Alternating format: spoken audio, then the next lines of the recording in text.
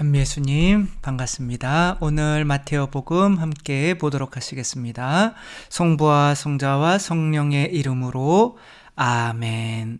네, 오늘 마테오복음 10장 할 차례이죠. 저희 아버지께서 공사장에서 10장을 하셨는데 웃기지도 않은 이런 이야기를 왜 했을까요? 이야기의 흐름을 보기 위해서 우선은 8장 9장 했었죠. 그쵸? 8장 9장부터 제목만 한번 쭉 봐볼까요?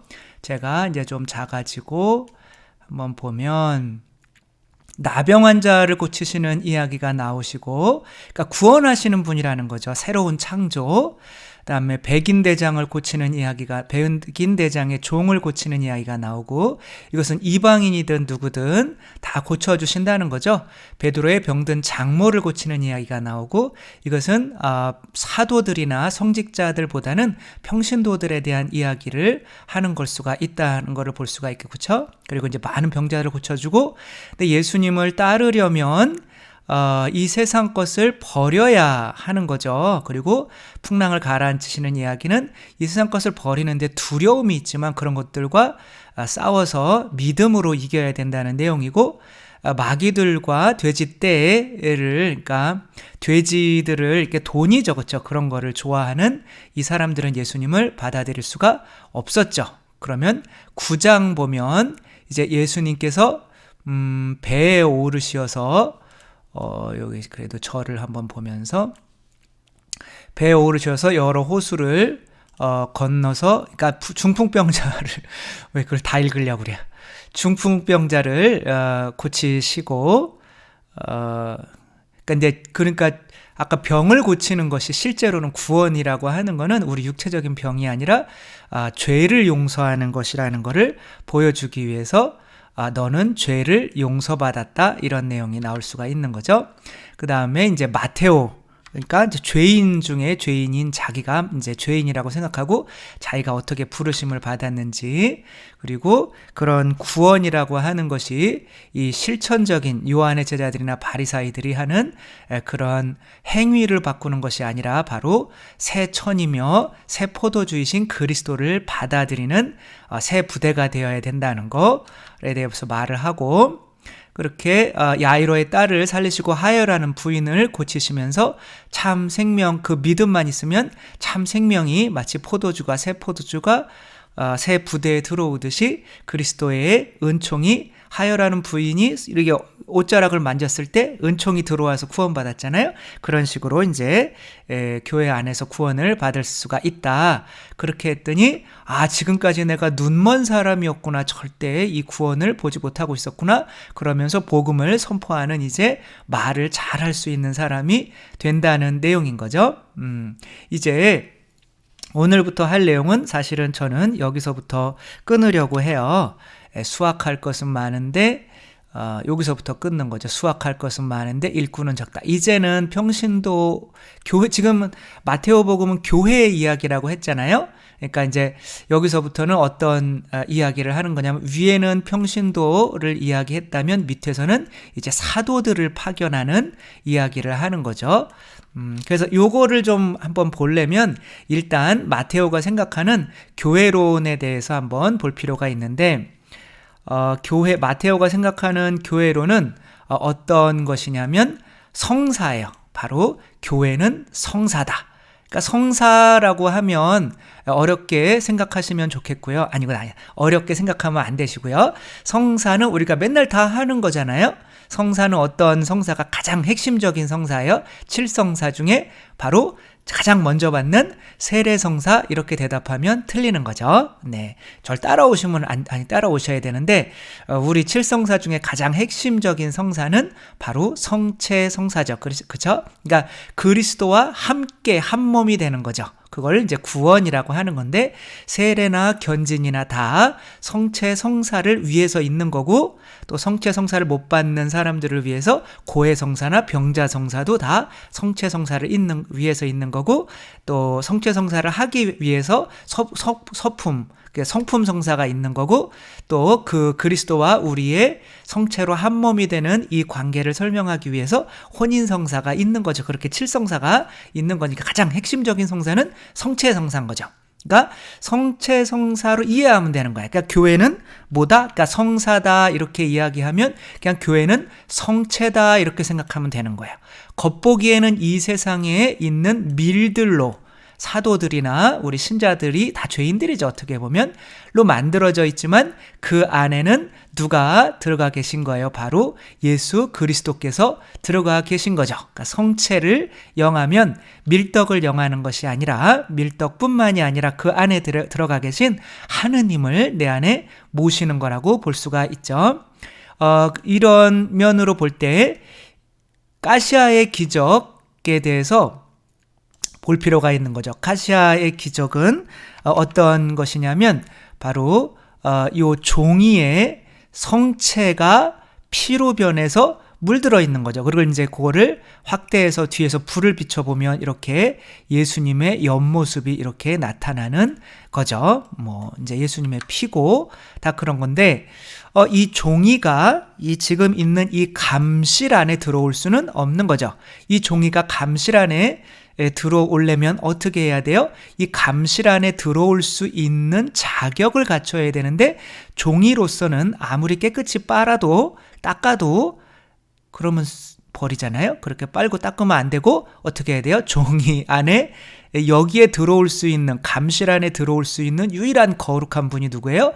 예수님이죠. 그렇죠? 그러니까 예수님이 뭐예요? 바로 성체죠. 그러니까 성체를 담는 그릇이 돼야 되는 거예요. 그러니까 이것은 우리가 그냥 종이 위에 빨간 점처럼 보이지만 실제로는 그 안에 예수 그리스도께서 들어가 계신 거죠. 이게 바로 성사인 거예요. 성사는 바로 이런 어떤 이 세상에 있는 물질, 피조물들과 함께 어떻게 되는 거예요? 성령을 통하여 그리스도께서 내 안에 들어와 계신 거죠. 그러니까 성모님께서 예수님을 뭐로 잉태하셨어요? 성령으로 잉태하셨죠. 그렇죠? 그러니까 성령은 이제 피라고 생각하면 되는 거예요. 그러니까 그리스도의 피, 살과 피를 먹고 마시면 우리가 우리 안에 그리스도를 잉태하게 되는 거죠. 그렇죠? 그러니까 살과 피로 변해야 되는 거는 이 종이에 스며들 수 있는 모습으로 변해야 되는 거예요. 그러니까 부모님이 우리 안에 들어와서 사시려면 그냥 멀거니 계셔서는 안 되고, 당신들이 고생을 하셔서 우리에게 밥 해주시고 옷 입혀주시고 용돈 주시고 그런 것들이 다 뭐예요? 당신의 살과 피인 거죠. 그렇죠?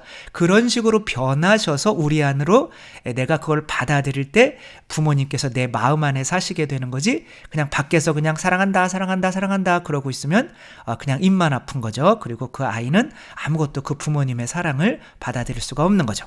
그러니까 아무튼 하느님께서, 예수님께서 당신의 피를 흘려서 살과 피로 변하셔서 우리 안으로 들어오시면 우리도 또한 뭐가 되는 거예요? 성사가 되는 거죠. 이런 것처럼 교회도 바로 성사란 말이에요. 교회도 성령 강림을 통해서 뭐가 잉태되셨어요? 성령 강림을 통해서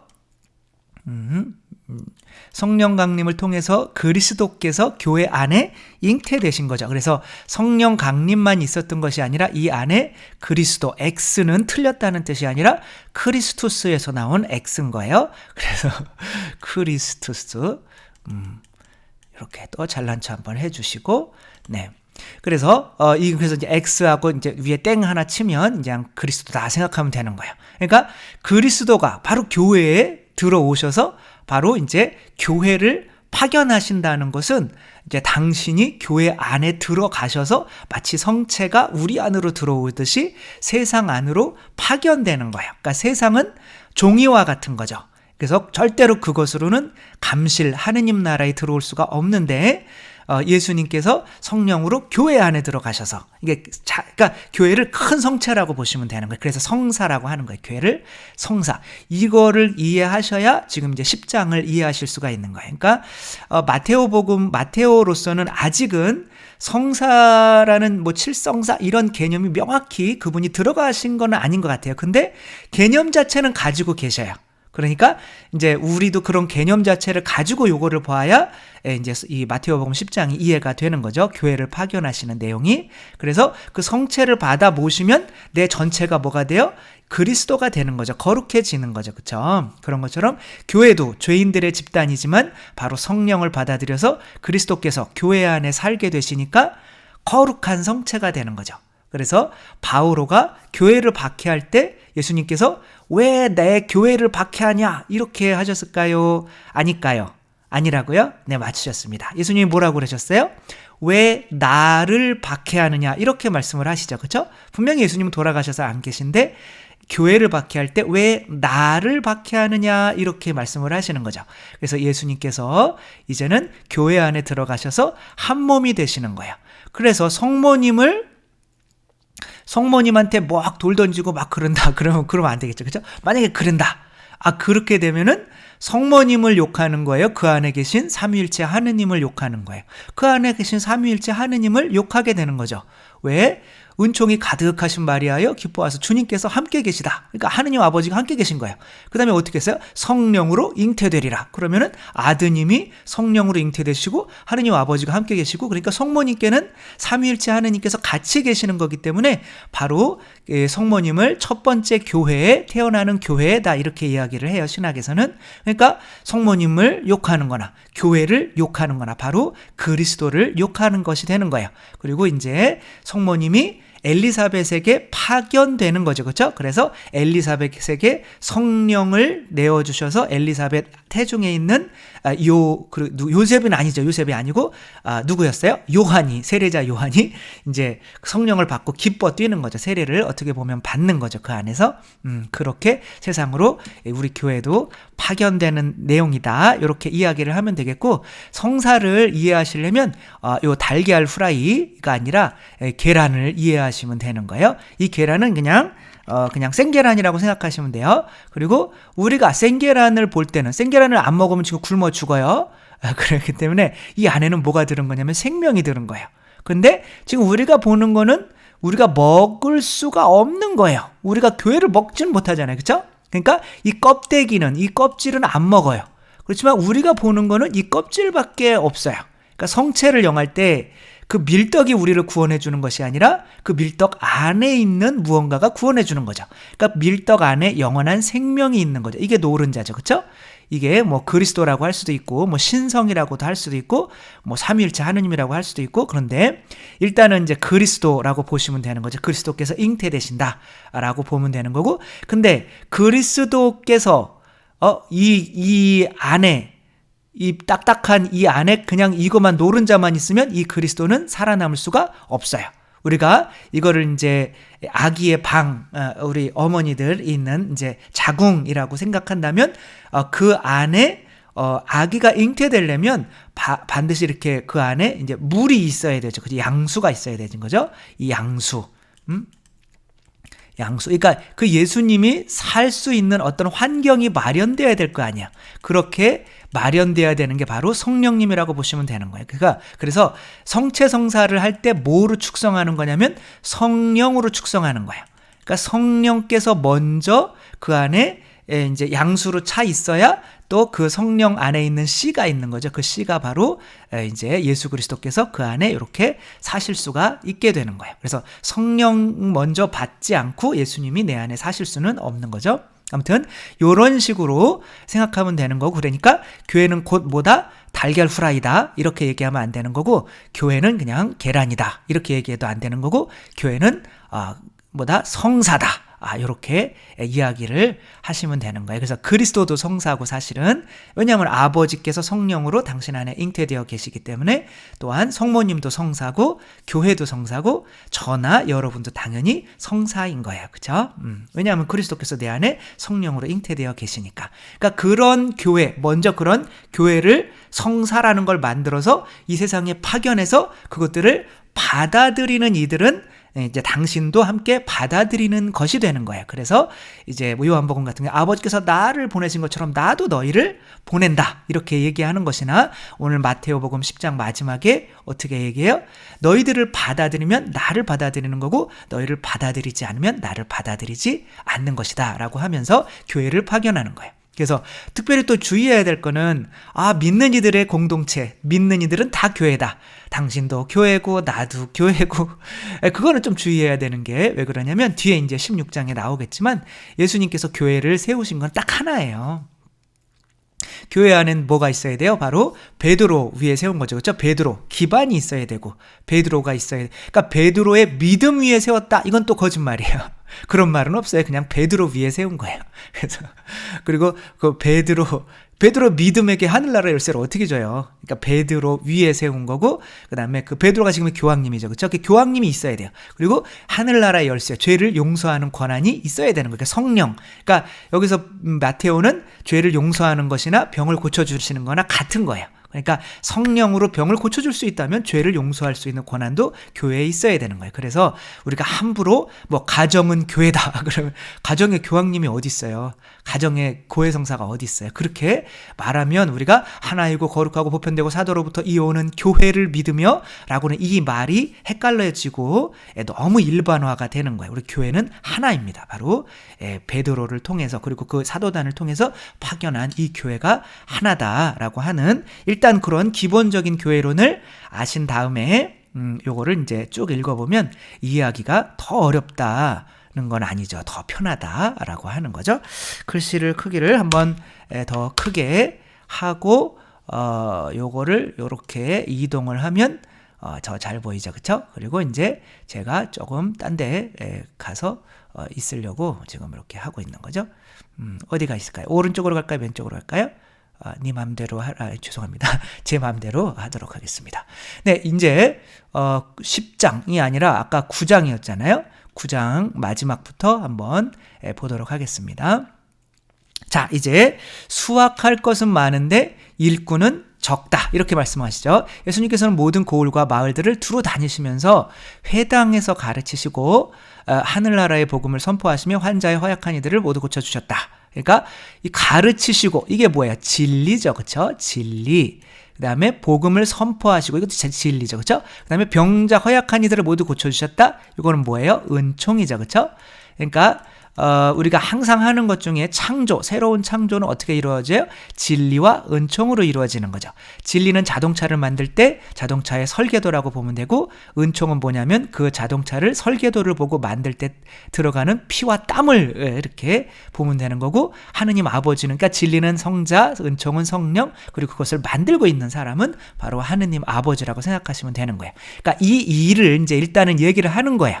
그 다음에 군중을 보시고 가엾은 마음이 드셔. 당신이 그렇게 하시면 되는데 그들이 목자 없는 양들처럼 시달리며 기가 꺾여 있었기 때문이다.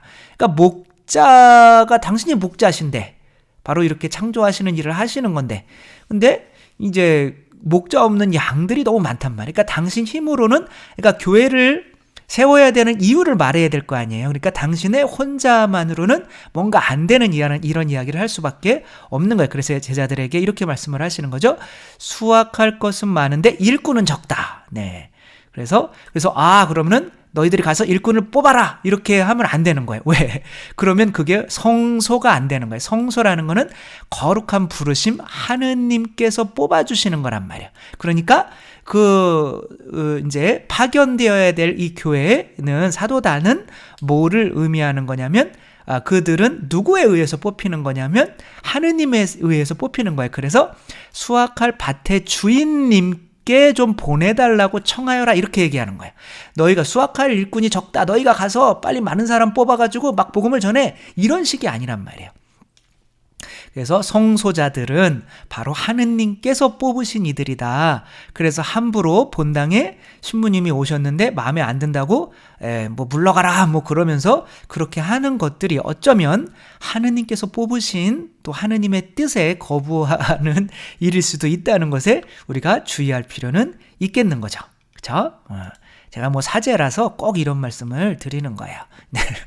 그 다음에 이제 12사도를 뽑으시는 이야기가 나오죠. 그렇죠? 그러니까 예수님께서 12사도를 가까이 부르시고 그들에게 더러운 영들에 대한 권한을 주시어. 이건 뭘 주시는 거예요? 성령을 주시는 거죠. 그렇죠? 아까 더러운 영들은 죄를 용서하는 그런 권한을 의미하기도 하고 병을 치유해주는 그런 원한을 그런 거를 한꺼번에 이제 의미하기도 하는 거죠. 모세를 파견할 때 그런 권한을 안 주고 파견하실 수가 없잖아요. 근데 우리 사제들이 그걸 또 잘 못 믿어요.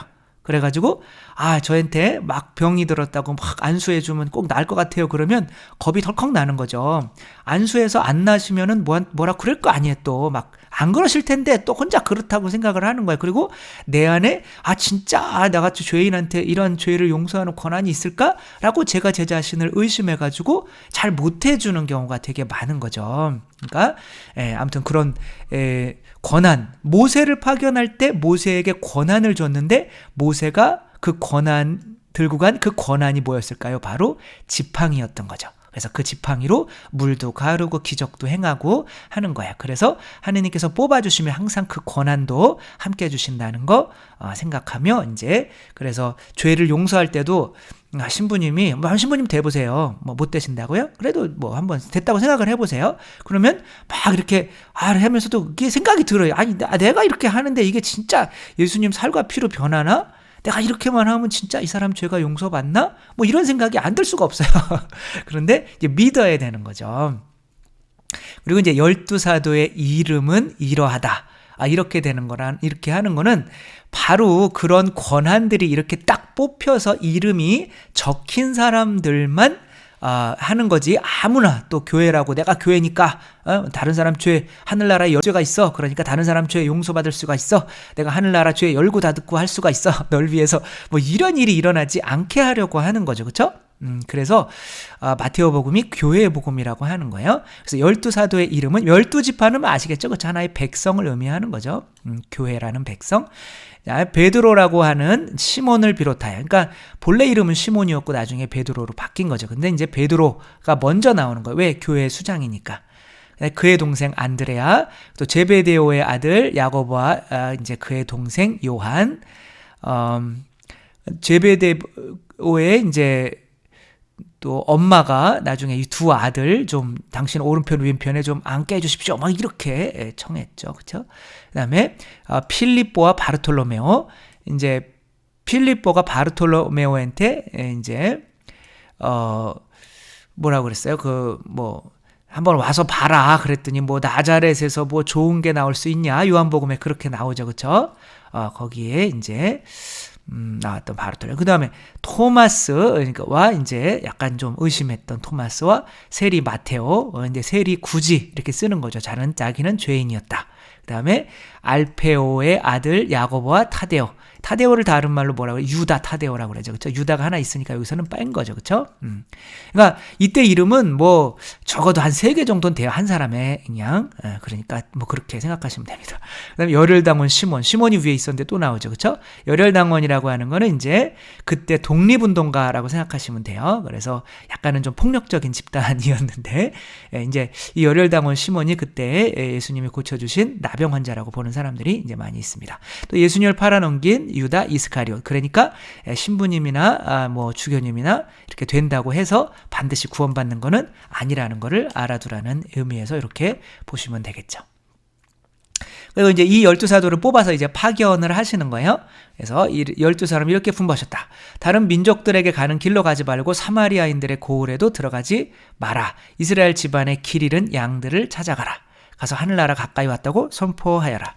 그러니까 여기서는 약간 마테오는 구별을 해요. 물론 이때까지는 전체적으로 볼 때는 아직은 다른 민족들에게 가서 복음을 전할 수 있는 수준이 아직은 안 됐기 때문에 일단은 사마리아인들이나 다른 민족들에게는 가지 않는 게 좋을 거야.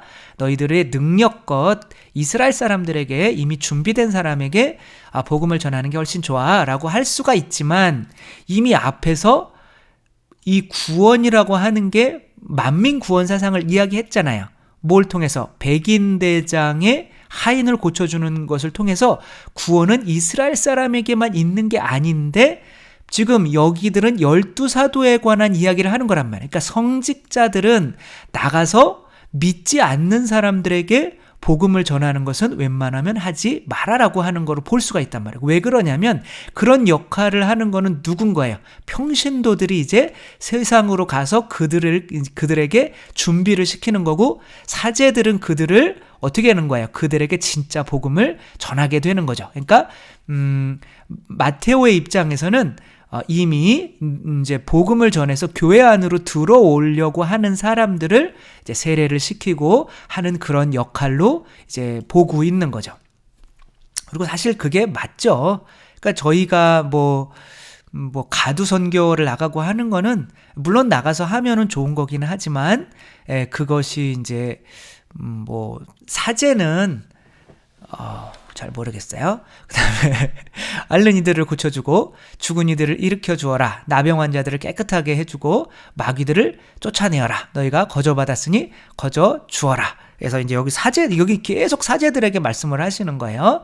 그러니까 이제 너희들이 거저받았으니 거저 주어라. 아끼지 말라는 거죠. 그렇죠?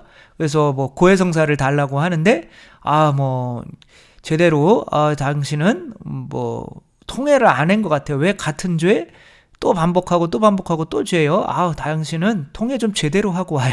저는 이러질 못해요. 왜냐하면 저도 죄 있는 죄 계속 짓거든요.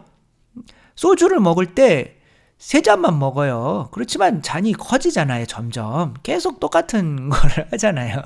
잘 사람이 안 바뀌어요. 그런데 아기가 한번 일어서야지, 그리고 팔딱 일어서는 아기 없잖아. 2000번 3000번 넘어지잖아요. 그래서 저는 신부님들도 고해성사를 줄 때 2000번에서 3000번 정도는 똑같은 죄더라도 거기까지 들어왔으면 이미 굉장히, 저는 한 95%는 죄가 용서받았다고 생각을 해요. 거기까지 들어오는 게 얼마나 힘들어요. 그쵸?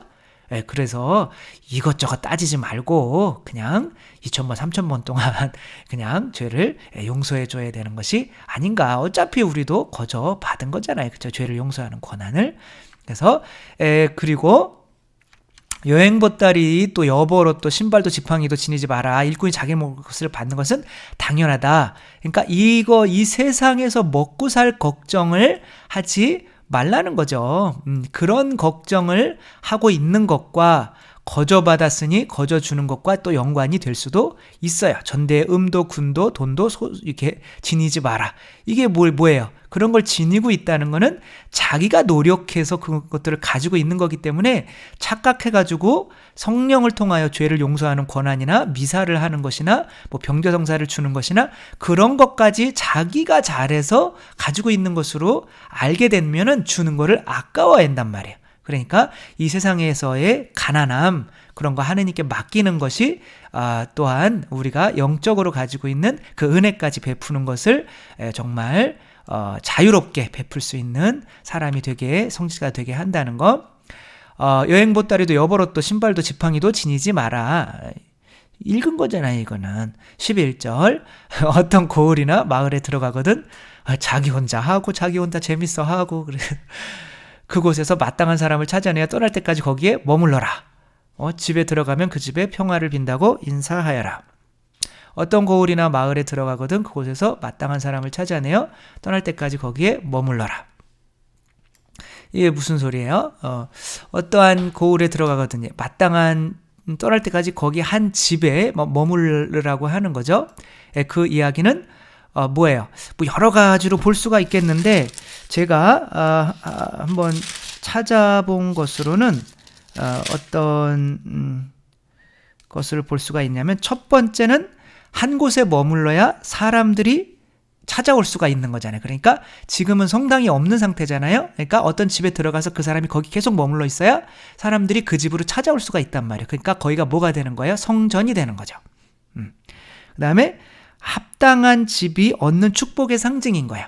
그러니까 그렇게 그 사람을, 신부나 이런 사람을 받아들인 거죠. 그렇죠? 그러니까 저렇게 받아들이니까 저 집이 성전이 되는구나 라는 어떤 받아들이는 사람이 어떠한 축복을 받는지에 대한 하나의 상징이 되는 거죠. 그 다음에는, 그 교회를 받아들이면, 그리고 그 교회에 파견된 일을 받아들이면 바로 거기에 그리스도께서 함께 머물러 계시는구나. 내가 어떻게 성전이 되는 것인지에 대한 하나의 또 상징이 되는 거고, 또, 네 번째는 신자들에게 도움을 받아야만 하는 처지. 우리 신부들도 성당에 가서 있으면은 그 월급을 누구한테 받아요? 신자들이 내는 돈으로 받는 거잖아요. 그렇죠? 그러니까 신자들에게도 당연히 고마워야 해야 된다는 그런 의미까지도 이 구절 안에 포함이 돼 있는 것이 아닌가라고 생각을 해봤습니다. 그 다음에 어느 집에 들어가든지 그 집에 평화를 빈다고 인사하여라. 이제 평화 성령의 열매죠. 그렇죠? 그 집의 평화가 누리기에 합당하면 너희의 평화가 그 집에 내리고 합당하지 않으면 그 평화가 너희에게 되돌아올 것이다. 는 거죠. 그렇죠?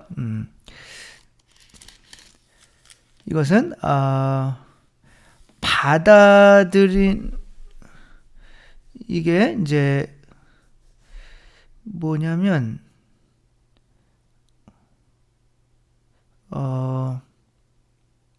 제가 다 했었는데 이제 요것만 보고 하니까 이제 찾지도 못하고 까먹었네요. 그래서 아무튼 우리가 이제 내 것을 이렇게 내어주잖아요. 그쵸? 그 성령을 내어준다고 우리가 이제 부족해지는 게 아니잖아요.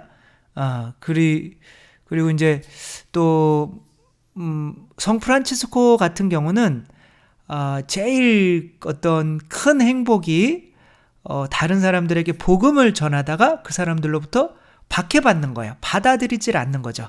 그러면 뭐를 받는 거야? 하느님으로부터 위로라는 거를 더 받게 되는 거죠. 그러니까 우리는 이제 평화를 주기만 하면 되는 거죠.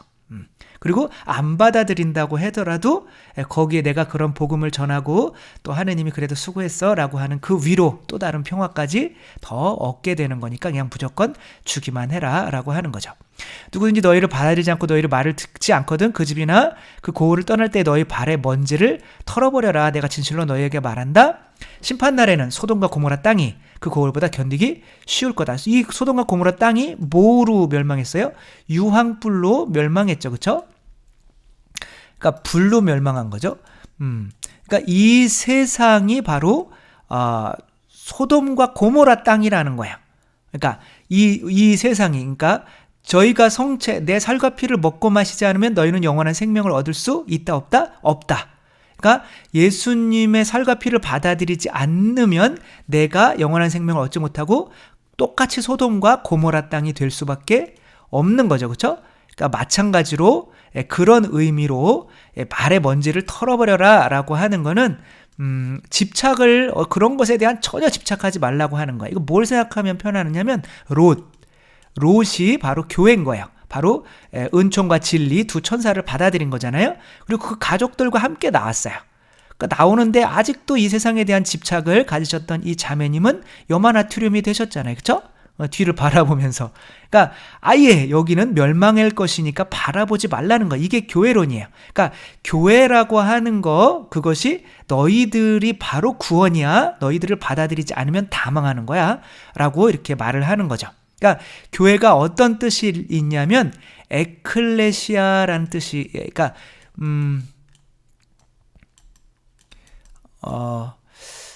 아니다. 요것은 이제 라틴어지만 이제 이거를 히라보로 쓰면 이렇게 되는 거예요. 라틴어는 어떻게 되냐면 에클레시아 이렇게 되는 거예요. 그래서 액은 뭐냐면 무엇으로부터 그런 뜻이에요. 영어로 하면 from. 왜 칼레인, 칼레오 그럼 부르냐면 콜, 영어로 하면 부르다는 거예요. 그러니까 세상으로부터 부르는 거예요. 그러니까 여기가 세상이라면 너무 지저분하죠? 제 정신 상태와 똑같다고 볼 수가 있으면 되죠. 여기가 이제 세상이고 이제 교회를 예수님께서 만드셔서 어디로 넣으신 거냐면 여기로 파견하신 거예요. 그러니까 이 교회를 파견하셔서 사람들을 이 안에 불러 모으는 거예요. 이 세상으로부터. 그리고 다시 이제 이들을 이끌고 어디로 가시는 거예요. 세상 밖으로 나오면 이 세상은 멸망을 하게 되는 거예요.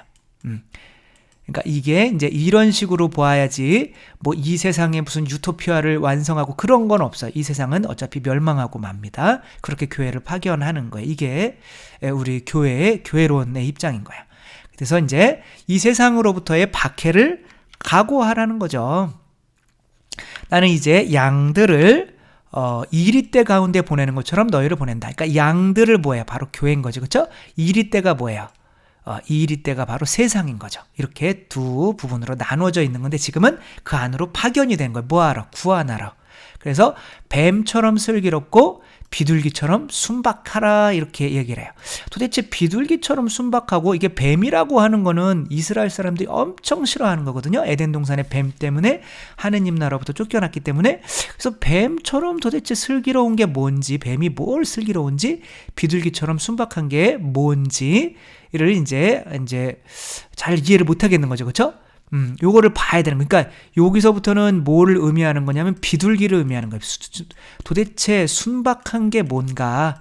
순박하다는 거는 바로 이렇게 이 세상에서 비둘기들은 막 잡으려고 그러면은 뭐 음식 줄 때는 잘 먹죠. 그쵸? 근데 막 잡으려고 그러면은 잡혀요. 요즘 비둘기들은 애들이 멍청해가지고 막 잡혀요. 막 차로 이렇게 가면은 안 움직여요. 그러다가 그 이태리 거기 막 광장에 있으면 차가 이렇게 슬슬슬 가요. 얘네 좀 비키라고. 그러면 가만히 있다가 바퀴에 눌려가지고 퍽 터져 죽고, 이런 얘기를 왜 하나.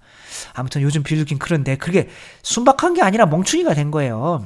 그러니까 이제 비둘기가 그렇게 하면 안 되고 이제 먹이 주고 뭐 하면 이렇게 먹다가 얘네들한테 잡아먹힐 것 같다. 그러면 후사닥 날아가라는 거예요.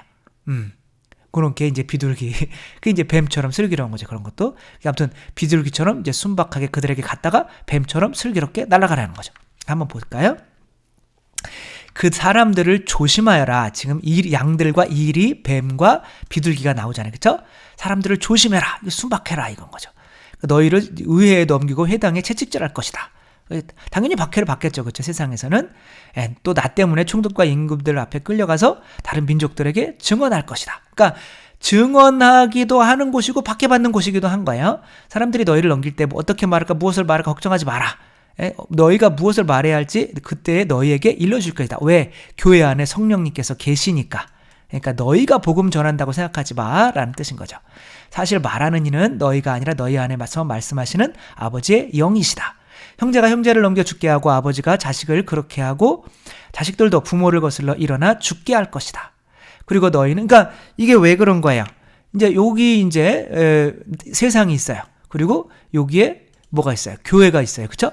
그리고 교회에서 여기 한 가족이 있을 거 아니에요. 그렇죠? 근데 이 가족의 반은 받아들이고 반은 안 받아들이고 아직 세상에 남는단 말이에요. 그럼 어떻게 되는 거예요? 이 세상이 갈라지게 되는 거죠. 그렇죠? 이 가족끼리. 그러니까 가족과 가족이 갈라지는 거죠. 그리고 자기의 가족을 갈라지게 한 이 교회를 뭐 하게 되는 거예요? 박해하게 되는 거죠. 이런 일이 벌어질 거니까 놀라지 말라라는 거예요. 그리고 너희는 나의 이름 때문에 모든 사람에게 미움을 받을 것이다. 그러나 끝까지 견디는 이는 구원을 받을 것이다. 그래가지고 교회가, 저도 결혼하려고 이렇게 했던 사람이 없었지만 만약에 있었다면 교회라 저를 불렀어요. 그러면은 그렇게 결혼하려고 이렇게 했던 사람은 교회를 박해할 수밖에. 꿈 같은 얘기지만 아무튼 그럴 수밖에 없는 거죠. 그래서 초대교회에서는 어떻게 했어요? 우리 뭐 아가다 성녀나 뭐 그런 분들이나 다 나는 교회에서 순결한 그리스도의 신부가 될래요. 그러니까 나랑 결혼한다고 해놓고 막 죽일 X 그러면 막 진짜 죽였잖아요. 그런 일이 벌어지게 되는 거죠. 그러나 끝까지 견디는 이는 구원을 받을 것이다. 이걸 알고 가라는 거예요. 무슨 세상에서 환영받거나 뭐 그러지는 않을 거라는 거예요. 어떤 고울에서 너희를 박해하거든 다른 고울로 피하여라. 그리고 내가 진짜로, 그러니까 여기 피하여라. 이제 여기는 뱀이 되라는 거예요. 그렇죠? 위에는 이제 순박하게 들어가서 이제 그들을, 너희 안에 영이 있으니까 그들에게 다가가라 이거예요. 그다음에 그들이 이제 너희에게 이제 막 완전히 잡아먹을 것 같으면, 더 이상 희망이 안 보이면 빨리 도망가라는 거죠. 그래서 너희를 박해하거든 다른 고울로 피하여라. 너희가 진실로 말한다. 너희가 이스라엘 고울들을 다 돌아다니기 전에 사람의 아들이 올 것이다. 그러니까 여기에 이스라엘은 바로 이 지금의 이스라엘을 이야기하는 것이 아니라 바로 뭐예요? 세상을 의미하는 거죠. 이 세상에 다 복음을 전하기 전에 예수님께서 오신다는 거죠. 아직 아마존이나 뭐 그런 데 사는 사람들 있잖아요. 아직 뭐 북한이나 복음이 전해지지 않은 곳이 있잖아요. 그러니까 다 복음 전해지기 전에 내가 올 거니까 뭐 복음 전할 곳이 없어가지고 걱정하지 말고 빨리빨리 다른 곳으로 가서 복음 전하라는 거예요. 그러니까 박해라는 것이 바로 이 세상에 복음이 완전히 넓게 퍼지는데 굉장히 도움이 됐던 거죠. 그러니까 여기 이제 모닥불과 같이 막 타고 있었어요. 근데 이스라엘에 박해가 일어났잖아요. 그러니까 여기를 한번 빵 친 거죠. 그랬더니 이런 불씨들이 다 세상으로 막 튀었죠. 그렇죠? 그러니까 뭐 로마에도 복음이 전해지고 아시아에도 인도에도 복음이 전해지고 중국에도 복음이 전해지고 이렇게 복음이 전해지는 계기가 되었던 거죠. 이게 뱀처럼 슬기로우는 거죠. 그러니까 비둘기처럼 다가가고 성령을 가지고 그들에게 그냥 다가가 비둘기. 저들은 비둘기구나. 우리에게 아무 해도 끼치지 않겠네. 근데 비둘기 그 뭐죠? 뭐 안 좋은 바이러스 그런 게 엄청 많다고 그랬는데 아무튼 그래서 이제 그렇게 다가가서 확 놀다가 이제 그들이 이제 잡아먹으려고 하는 거죠. 얘네들은 그때는 비둘기를 어떻게 했냐면 키웠어요. 잡아먹으려고. 그러니까 우리가 소나 그런 걸 키우는 것처럼 하나의 가축용으로 사용을 했단 말이에요. 그런 것처럼 그러니까 어떻게 하냐면 구멍들을 막 뚫어놔요. 그 다음에 거기에다가 이제 항상 밥을 줘요. 그러면 밥 주면 비둘기들이 와서 먹어요. 그리고 이제 비둘기를 잡아먹을 때가 되면 그 문을 막아버리는 거예요. 그럼 걔네들이 못 도망가잖아요. 그러니까 하나씩 꺼내서 먹게 되는 거죠. 이런 식으로 가축으로 키웠단 말이에요. 비둘기들을. 너희가 먹히는 거긴 하지만 그 다음에 이제 뱀처럼 슬기로워라 라고 하는 거죠. 그래서 제자는 스승보다 높지 않고 종은 주인보다 높지 않다. 제자가 스승처럼 되고 종이 주인처럼 되는 것은 충분하다. 사람들이 집주인을 베엘제불이라고 불렀다면 그 집 식구들에게야 얼마나 더 심하게 하겠느냐. 그러니까 너희들 박해할 거라는 거예요, 분명히. 그러니까 너희들 주인인 나를 베엘제불 사탄이라고 불렀다면 뭐 루치펠, 베엘제불 뭐죠? 발리엘인가? 뭐 이름도 많아요. 아무튼 뭐 그런 거로 이렇게 하면 되는 거고. 그렇지만 두려워하지 말라라는 거죠. 그렇죠? 두려워하지 말고 복음을 선포하여라. 그러니 너희들은 그들을 두려워하지 마라. 숨겨진 것은 드러나게 마련이고 감추어진 것은 알려지기 마련이다. 내가 너희에게 어두운 데서 말하는 것을 너희는 밝은 데서 말하여라. 너희가 귓속말로 들은 것을 지붕 아래서 선포하여라. 그러니까 좀 두려워하지 말라는 거죠. 그러니까 그런 세상을 좀 알기는 알되 그러나 이제 너희 육체 죽는 거는 좀 두려워하지 말아줄래? 라고 하는 거죠. 너희 가운데 어두운 데서 들은 것을 밝은 데서 말하여라. 귓속말로 들은 것을 지붕 위에서 선포하여라. 그래서 개신교는 그럼 개신교는 언제 있었어요? 라고 언제 생겼어요? 그러면 보통은 이제 개신교도 예수님께서 세우셨다고 그래요. 그러면 예수님께서 세우신 교회는 바로 뭐를 해야 되는 거예요? 복음을 당연히 전해왔어야죠. 그렇죠? 그러나 1500년 동안 개신교가 나오기 1500년 동안 복음을 전해온 거는 가톨릭이란 말이에요. 그렇죠? 그러니까 그때는 그럼 어떠한 교회였냐라고 하면 숨어있던 교회, 무형의 교회, 무형 형태가 없었거나 아니면 영적인 교회였다가 1500년대에 나타난 거다 이렇게 얘기를 해요. 그럼 그 1500년까지는 뭘 전하지 않은 거 아니에요? 복음을 전하지 않은 거가 되는 거잖아요. 그렇죠? 근데 복음을 전하지 않는 교회가 있을까요? 다시 한번 볼까요? 너희가 어두운 데서 말하는 것을 밝은 데서 말하여라. 너희가 귓속말로 들은 것을 지붕 위에서 선포하여라. 이 세상에서 드러나지 않는 교회는 없어요. 무형인 교회는 없습니다. 그러니까 이제 개신교가 이렇게 교회라는 걸 이야기할 때는 그냥 우리 교회는 1500년대에 마르틴 루터로부터 시작해서 나왔다라고 이제 이야기를 하는 것이 이제 교회의 정석일 수밖에 없는 거죠. 육신은 죽여도 영혼은 죽이지 못하는 자들을 두려워하지 마라. 오히려 영혼도 육신도 지옥에서 멸망시킬 수 있는 분을 두려워하여라. 참새 2마리가 한 잎에 팔리지 않느냐. 그러나 그 가운데 한 마리도 너희 아버지 허락 없이는 땅에 떨어지지 않는다. 그러니까 죽을 때 되면 죽고 이제 안 죽을 거 되면 안 죽는다는 거예요. 그러니까 걱정하지 말고 너희 죽는 걱정하지 말고 복음을 전하라는 거죠. 하느님께서는 너희 머리카락까지 다 세워두셨다. 오늘 50개 빠졌는데 너는 그러니 두려워하지 마라. 너희는 수많은 참새보다 더 귀하다. 이게 지금 뭐 다른 사람 두고 하는 것이 아니라 복음을 전하는 바로 이제 교회를 두고 하는 말인 거죠. 특별히 이제 사도단 예, 이제 특별히 이제 뭐 사제들을 두고 하는 말이죠. 그러므로 누구든지 사람들 앞에서 나를 안다고 증언하면 나도 하늘에 계신 내 아버지 앞에서 그를 안다고 증언할 것이다. 그러나 누구든지 사람들 앞에서 나를 모른다고 하면 나도 하늘에 계신 내 아버지 앞에서 그를 모른다고 할 것이다. 좀 너무 치사한 거 아닌가? 뭐 이렇게 얘기할 수는 있는데 하느님이 정의이시잖아요. 정의. 그러니까 자비이시기도 하지만 정의이시기도 하잖아요. 세상을 만들 때 뭐 양성자가 하나 나오면 음선자가 하나 나와야죠. 그렇죠? 전자가 하나 나와야죠. 그렇게 되는 거고, 뭐 제가 아는 신부님 중에 이제 아버지께서 그렇게 항상 사람들 보는 앞에서 성호를 이렇게 탁 긋고 이렇게 하는 거예요. 그래서 사업도 성공하시고 이제 그런 분도 계신데, 이렇게 성호만 이렇게 걷도 천주교 신자세요? 그러면 얘기하다가 보면 당신의 옛 이야기, 뭐 전에 말씀을 드렸는데 가스가 터져서 공장에서 이제 죽으셨다가 이제 뭐 얼굴도 막 다 이렇게 녹아내렸다가 다시 딱쟁이가 2시간 만에 다 이제 지학순 주교님한테 안수받고 눈도 다시 생기고 코도 생기고 입도 생겨가지고 다시 이제 온몸이 다시 이렇게. 그 전에는 완전히 어떻게 보면 타락한 생활을 했던 거죠. 그러니까 그때는 증언을 할 수가 없었지만 이제 그런 기적을, 이 2시간 만에 그런 기적을 겪고 나서 다시 살아나셔서 바로 그날 성체를 영하시고, 그 다음부터는 이제, 왜냐하면 성호를 긋는 것이 자꾸 마귀들이 나는 성체 영하고 싶은데 이제 입이 붙어 있고 막 그러니까 녹아내려서 이제 마귀들이 기도를, 주님의 기도라도 하고 싶은데 하늘에 계신 하면은 은총이 가득하신 하는 거고, 또 은총이 가득하신 하면 또 마귀들이 나타나서 하늘에 계신 하면서 막 마귀들도 기도를 드리나 봐요. 막 헷갈리게 하는 거예요. 기도를 못하게.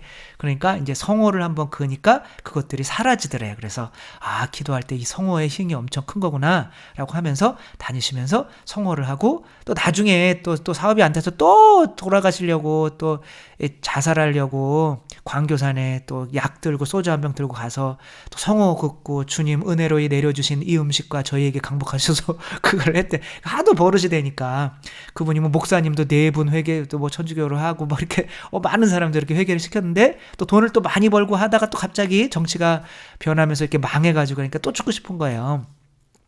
사람이 그렇게 빨리 변하는 건 아닌 것 같아요. 이렇게 죽었다가 깨어나셔도. 아무튼 그렇게 할 때 이렇게 성을 그릴 때 그때 생각이 다시 나면서 이제 회개하고 다시 내려오셨다고 하더라고요. 그러니까 아무튼 사람들 앞에서 그렇게 우리가 증언하고 크게 다녀야지 무릎에다 성호 긋고 식사하고 그렇게 하시면 안 되겠죠. 그리고 이제 분열을 일으키러 왔다. 이건 뭐 아까 말씀드린 것처럼 교회가 뭔지 알면은 이제 아는 거죠. 그렇죠? 이 교회가 이 안으로 들어왔기 때문에 이제는 한 가족의 이제 분열을 일으키게 되는 거죠. 이쪽으로 들어오면은 되는 거죠. 내가 세상에 평화를 주러 왔다고 생각하지 마라. 칼을 주러 왔다. 이 칼이 뭐야? 이걸 뚝뚝 자르는 칼이 바로 성령인 거죠. 그렇죠? 성령을 받아들이면 이제 이 세상과 뚝뚝 잘려지게 되는 거죠. 나는 아들이 아버지와 딸이, 또 어머니와 며느리가, 며느리가 또 시어머니가, 며느리가 시어머니와, 뭐 이렇게 안 해도 이미 갈라져 있는데 이들은.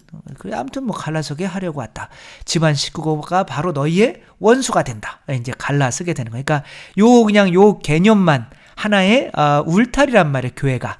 그러니까 예수님께서는 나는 착한 목자이고, 그러니까 울타리가 있고 이 안에 양과 염소를 갈라놓죠. 그렇죠?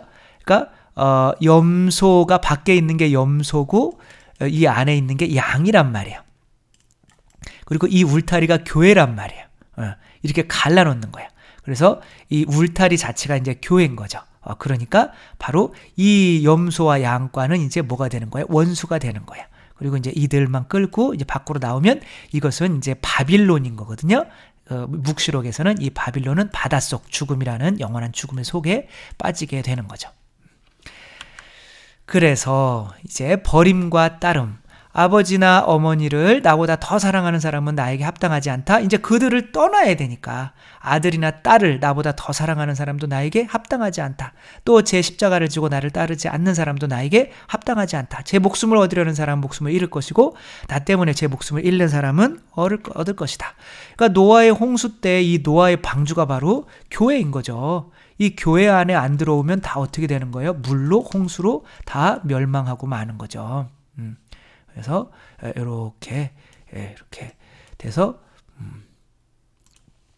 그래서 이 안에 이제 들어와야 되는 건데, 이 안에 이제 뭐 방주를 짓고 하는 이런 이게 노아는 사람들한테, 이게 노아가 이제 교회를 의미하는 거죠. 사람들한테 이게 물인 거예요. 이게 물이고, 사람들한테 어떠한 이야기를 들었을까요? 바보라는 이야기를 들었겠죠. 그렇게 세상에서는 내 자신이 죽거나 혹은 뭐 저도 이제 사제가 된다고 했을 때 아버지가 굉장히 반대를 하셨어요. 그러니까 뭐 그 반대가 안 일어날 수가 없는 거죠.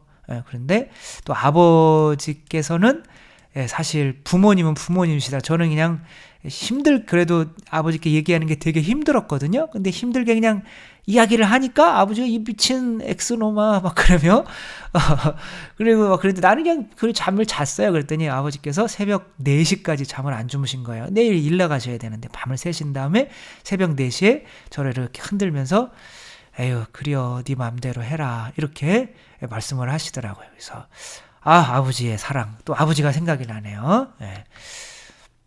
그래서 너희를 받아들이는 이들이 받을 상, 이제 결론을 짓는 거죠.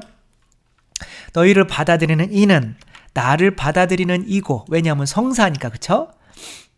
나를 받아들이는 이는 나를 보내신 분을 받아들이는 사람이다. 이거 똑같은 거예요, 그쵸? 예수님을 받아들여야 아버지를 받아들이는 거죠, 그쵸? 그리고 예수님이 파견하신 교회를 받아들여야 바로 또 누구를 받아들이는 거예요? 예수님을 받아들이는 거죠. 그러니까 아버지가 우리한테 누굴 파견하는 거예요? 엄마를 파견하는 거죠, 그렇죠? 여기는 자식이고, 그러니까 자식들이 나는 엄마 안 받아들여, 나는 아버지가 돈 있으니까 그냥 아버지 돈만 그냥 주세요, 엄마는 싫어요, 뭐 이렇게 하면 아버지가 좋아하실까요? 아닌 거죠, 그렇죠? 이걸 파견이라고 하는 거거든요.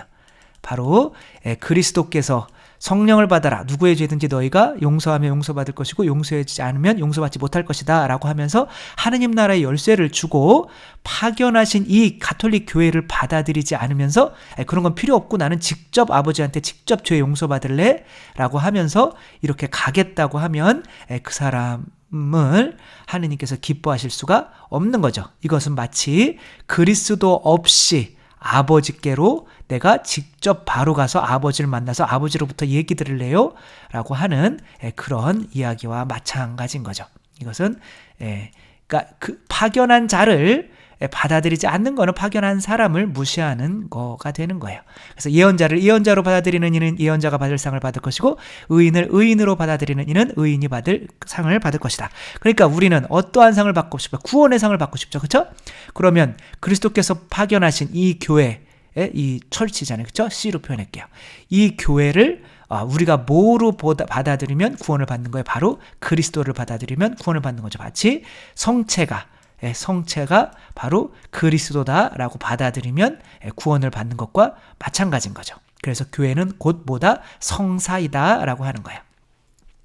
내가 진실로 너희에게 말한다. 이 작은 이들 가운데서 한 사람에게 그 제자리에서 시원한 물 한 잔이라도 마시게 하는 이는 자기가 받을 상을 결코 잃지 않을 것이다. 그런데 받아들이려면 어떻게 해야 돼요? 내가 여기 가득 차 있어요. 그래서 받아들이려면 조금 어떻게 해야 돼요? 비워내야 되는 거죠. 그렇죠? 받아들인다는 거는 내 거를 조금 비워내야 되는, 희생을 좀 해야 되는 거예요. 그 가다라인들이었나요? 그 돼지들 키우는 그걸 돈에 대한 욕심을 버리기 싫었기 때문에 예수님을 몰아낼 수밖에 없었던 거니까, 교회를 받아들인다면 교회를 받아들이기 위해서 11조 정도는 내줘야 되는 거죠. 그러니까 하느님을 받아들이기 위해서 선악과 정도는 하느님께 바칠 수 있어야 되는 거죠. 그런 거를 엄마 말도 하나도 안 들으면서 엄마를 난 받아들였어 라고 이렇게 조금 더 희생하지 않으려면서 엄마 때문에 그거는 받아들인 게 아닌 게 되는 거죠. 저는 이제 여기까지 이제 1절까지 끊는 거죠. 왜냐하면 여기서부터 또 다른 이야기가 나오기 때문에, 예수님께서는 그렇게 12제자에게 다 지시하시고 나서 유다인들의 여러 교회에서 가르치시는 복음을 선포하시고 그곳에서 떠나가셨다. 그러니까 그들에게 다 지시하고 나서 이제 결국에 복음을 전하는 건 예수 그리스도께서 전하는 거예요. 그러니까 복음은 교회를 통해서 예수 그리스도께서 전하시는 거지 우리들의 힘으로 하려고 해서는 안 되는 거죠. 그렇게 교회가 파견을 받는 겁니다. 네, 우리 모두 파견된 교회로서 이 세상에서 정말 우리들도 하나의 성사고 또 교회가 또 누굴 파견하는 거예요? 우리를 파견하는 거죠. 그렇죠? 그러니까 그리스도는 뭐의 성사예요? 그리스도는 바로 아버지의 성사인 거죠. 왜? 아버지께서 파견하셨기 때문에. 그럼 교회는 뭐의 성사인 거예요? 그리스도의 성사인 거죠. 누가 파견했기 때문에? 그리스도께서 파견하셨기 때문에. 그럼 여러분은 세상 속에서 뭐의 성사인 거예요? 바로 교회의 성사인 겁니다. 왜냐하면 교회가 여러분들을 파견했기 때문에. 그래서 여러분들을 받아들이면 바로 교회를 받아들이는 거고, 교회를 받아들이면 그리스도를 받아들이는 거고, 그리스도를 받아들이면 하느님 아버지를 받아들이는 거죠. 네, 저희들도 교회의 성사로서 이 세상에서 많은 이들을 교회라는 울타리로 데려올 수 있었으면 좋겠습니다. 주님께서 여러분과 함께 전능하신 천주 성부와 성자와 성령께서는 여기 모인 모든 이에게 축복을 내리시어 길이 머물게 하소서. 주님과 함께 가서 복음을 전합시다. 하느님 감사합니다. 성부와 성자와 성령의 이름으로 아멘. 감사합니다. 사랑합니다.